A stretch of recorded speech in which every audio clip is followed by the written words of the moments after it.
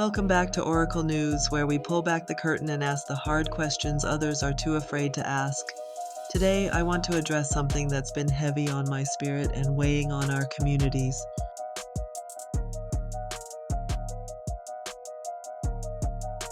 I want to make this absolutely clear from the start. I do not agree with, nor do I support any racist ideas, beliefs, or comments from anyone, no matter the side they come from. Let's be real, those in power, the ones pushing these radical narratives, would sell out anyone, regardless of race or color, if it meant protecting their position.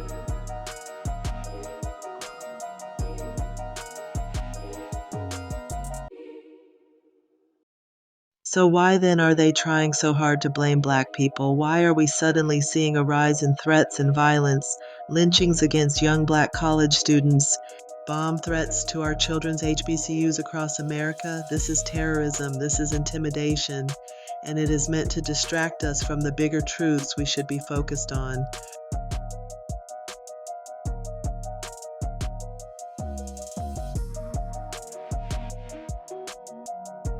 Why are some white Christian men, many of whom already sit in positions of power, so angry, so hostile, when it seems like they already control almost everything in this country? Why do they continue to spew radical lies and dangerous rhetoric designed to ignite fear and division?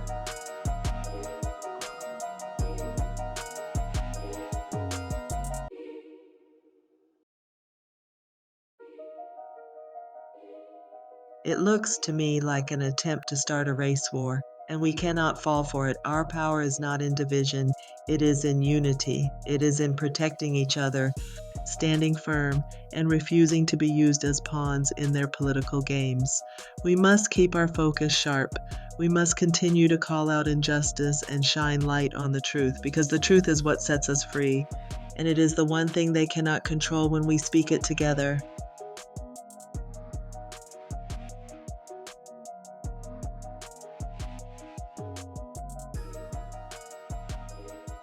Just recently, several major historically Black colleges and universities have been forced into lockdowns and canceled classes after receiving terroristic threats, many of which targeted Black student populations and used racist language. Schools like Southern University, Alabama State, Hampton University, Virginia State, Clark Atlanta, and others were impacted.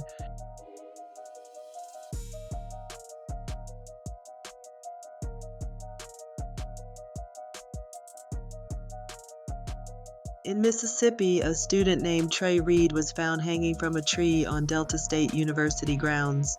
Authorities report no physical trauma in the preliminary examination, but the family and civil rights leaders are calling for full transparency, including an autopsy, access to surveillance, and accountability.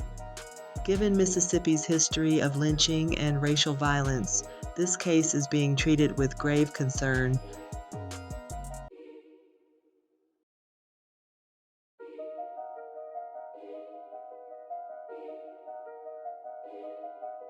Grief, Truth, Spiritual Resistance on the memorial and what it showed us. We attended a memorial meant to mourn a life lost. Instead, too much of what I watched and heard felt like a stage for anger masquerading as mourning, speeches and slogans that leaned toward celebrating division, stoking grievance, and at times encouraging more violence. That is not grief, that is performance politics.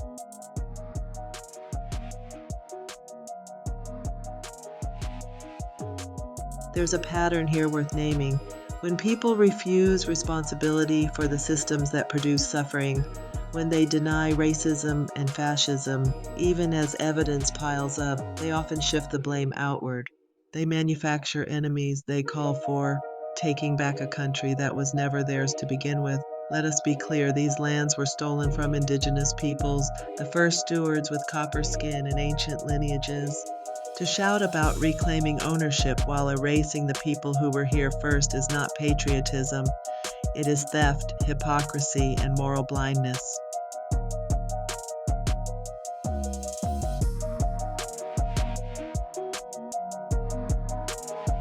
This rhetoric does not stay in speeches. It metastasizes into threats, bomb threats to campuses, racist terror, intimidation of communities who have done nothing to deserve it. And when those in power refuse to name or condemn it, or worse, tacitly encourage it, they are inviting escalation. We cannot afford to normalize that.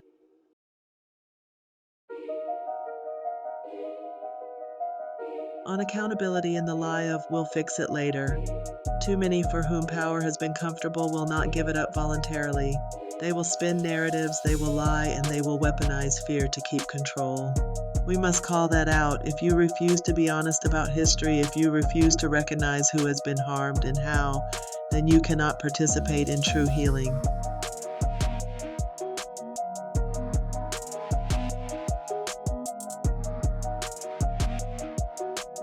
We need accountability for the policies, for the institutions, and for those who fan the flames of hatred. Accountability is not vengeance, it is justice.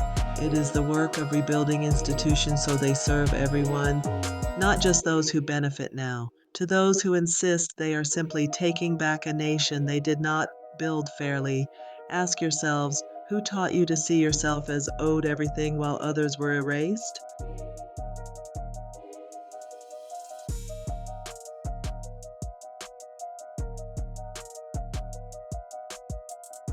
On standing up and the rising resistance, we are seeing people stand up.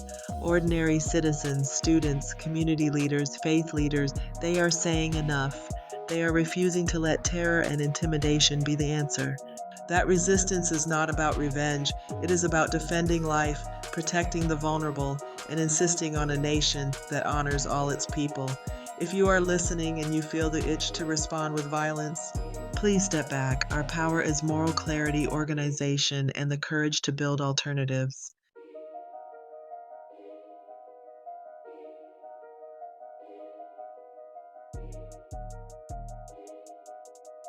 On spiritual warfare and what it really means. Now let's speak on the spiritual level, because this is also a spiritual struggle. Spiritual warfare is not about wielding anger as a weapon. It refers to the inner and collective battle for truth, justice, and the human soul. It is the fight to resist false narratives, the temptation to hate in return, and the pull toward despair. Spiritual warfare looks like standing for truth when lies are easier, choosing compassion when rage is louder, protecting the weak rather than exploiting fear for power. It is a discipline: prayer, meditation, community action, honest conversation, and ethical resistance. Armor for spiritual warfare is not armor of violence, it's the armor of integrity, truth, faith, righteousness, and compassion.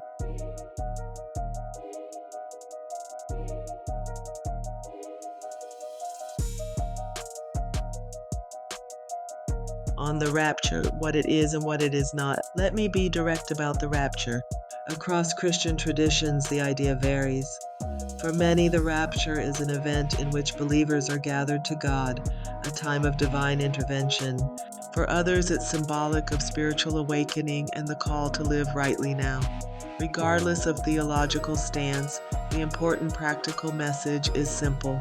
Prepare spiritually by deepening your relationship with truth and love, and prepare practically by caring for your neighbors and community now. The rapture should not be used as an excuse to withdraw from responsibility. Let it motivate you to act with compassion and justice today.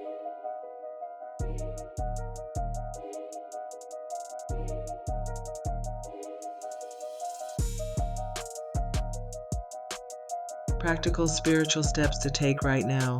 If you feel called to respond spiritually, now here are grounded practices that work. Ground and center, daily breath work, or 5-10 minutes of meditation to calm the nervous system. Pray or hold intention for those harmed, for wisdom for leaders, and for the courage to act nonviolently. Speak truth gently and firmly. Call out hate when you see it, but don't return hate for hate. 4.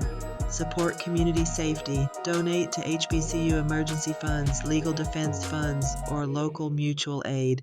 Organize locally. Be part of community watch, school safety teams, or voter registration drives. Educate and share history. Teach the theft of indigenous lands and the roots of racism, using credible sources and local voices. These are spiritual actions. They are also political and practical. The two cannot be separated in a time like this.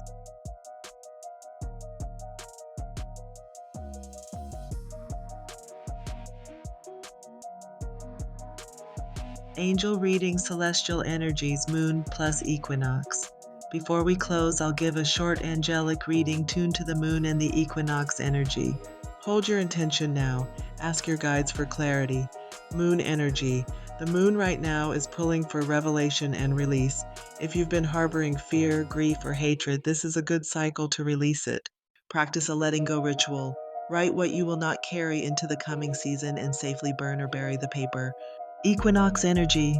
Equinoxes balance light and dark. This year, the equinox is calling us to rebalance, justice for the marginalized and accountability for the powerful. Plant a symbolic seed, literally or metaphorically, for the future you want to grow. Angelic guidance.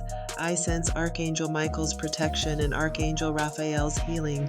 Call on Michael for courage to speak and act in truth. Call on Raphael to bring healing to wounded communities. Angels say, hold to clarity, act with compassion, and let justice guide your steps. Practical angel exercise. Tonight, light a small blue candle for protection, a green candle for healing, and spend 5 minutes in quiet asking for clear steps you can take tomorrow to help your community. Keep it simple. One text, one donation, one call. That's how spiritual momentum turns into change.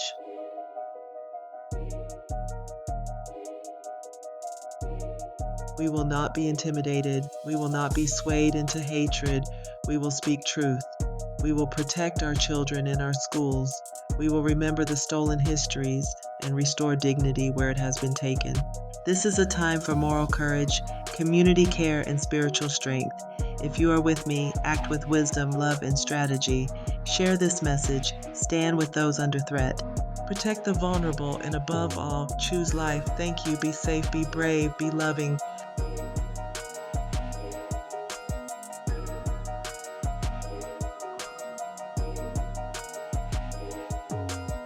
Legacy, resistance, and the truth about this country. Tonight, I want to speak plainly and from the heart about real Black people, the leaders, the legacies, the lives that built this country in spite of every attempt to erase them, and what it means when current politics tries to tell us our history and freedom are expendable. Let's start with two names everyone knows, Dr. Martin Luther King Jr. and Malcolm X. Dr. King taught us the power of moral courage and nonviolent direct action. His dream was a nation in which the content of a person's character mattered more than the color of their skin. His legacy is a call to conscience, to laws and practices that honor dignity, equality, and shared humanity.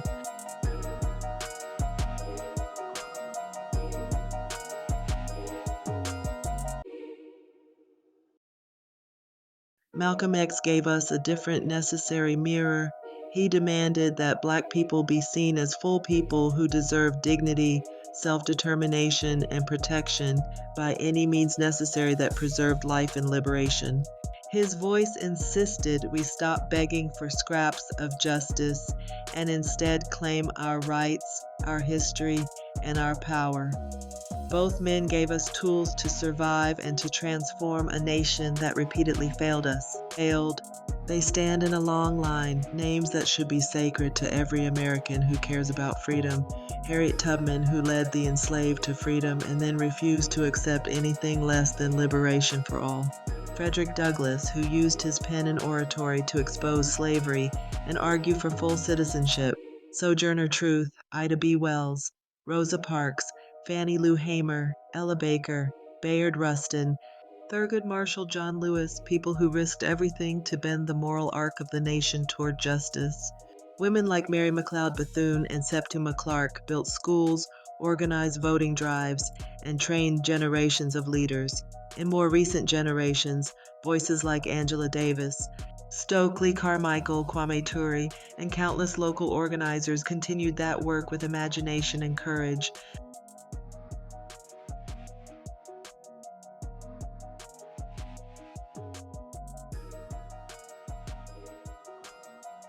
And let us broaden the circle. This country did not thrive because of one people. Indigenous nations, leaders like Sitting Bull, Crazy Horse, Chief Joseph, and modern voices like Wilma Mankiller are the original custodians of these lands.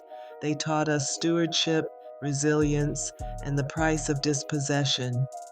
Brown and Latino leaders, Cesar Chavez, Dolores Huerta, Rigoberta Menchú, marched and organized so farm workers, immigrants, and indigenous peoples could claim dignity and labor rights. These heroes, Black, brown, and indigenous, are the backbone of this nation's culture, labor, art, and survival. So when current political forces peddle rhetoric that reduces Black history to optional, when they mock, silence, or erase these stories from schools and public life, we must call it what it is, an attempt to hollow out our shared memory and weaken the moral fiber that holds democracy together. The tactic is predictable: erase history, sow confusion, then replace truth with fear and division. That is how authoritarianism begins, not with a single law, but with a cultural amnesia that erases the contributions of those who made everything possible.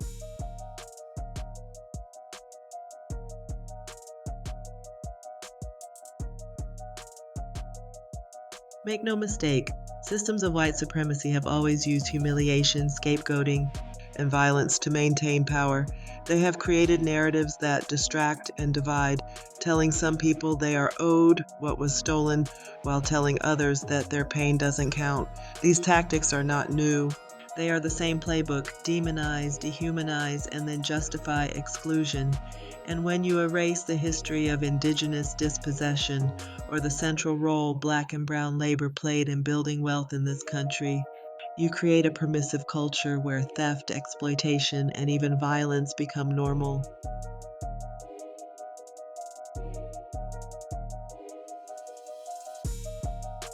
But here is a truth too many refuse to say aloud.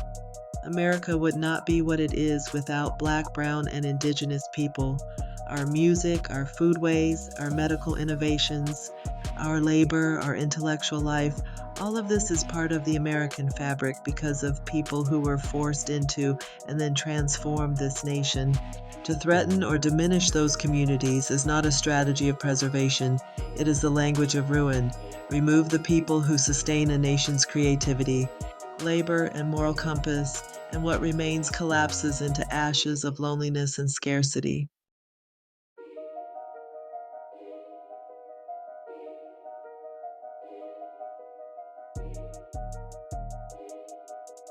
So what do? We resist with clarity, with courage, and with strategy. Resistance does not mean violence or shouting into the void. It means education. Teach the full history unapologetically. Name the theft of land, the labor that built the economy, and the resistance that won rights. Vote and organize. Register voters. Support candidates who back justice, and hold institutions accountable. Democracy is an active verb. Build economic power. Support Black, brown, and indigenous businesses. Fund HBCUs and tribal colleges. Invest in community-led cooperatives. Economic independence fuels political independence. Protect vulnerable communities. Show up for HBCUs, immigrant centers, indigenous cultural sites. When they face threats, we respond with resources and solidarity. Tell the truth loudly. Call out lies where you see them. Use your platform, your pen, your voice. Truth matters more than comfort. And heal and create, invest in arts, in community mental health, in spaces where people can grieve and imagine again.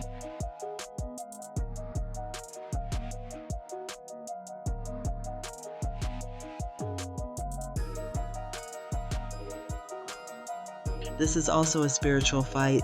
The work of liberation asks us to practice empathy without naivety, to choose discipline over despair, and to love in ways that reorder power. Spiritual practice means grounding ourselves so we can act, to pray, to organize, to heal. It means refusing the false choice between anger and passivity. We choose righteous action.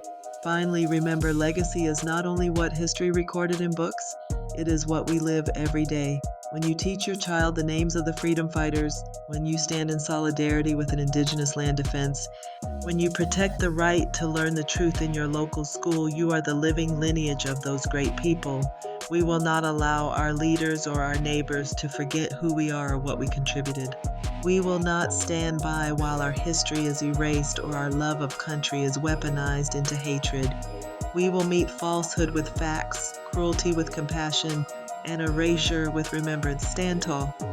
keep learning, keep organizing, keep demanding justice, because without the people whose shoulders we stand upon, our Black, brown, and indigenous relatives, America would not merely be a different country, it would be unrecognizable. And that loss would be on the conscience of everyone who let it happen.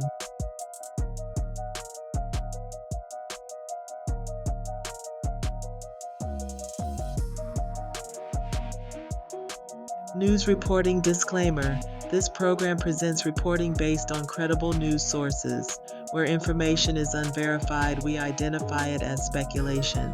We do not condone or endorse violence. Oracle disclaimer. The Oracle readings are for personal reflection and entertainment only.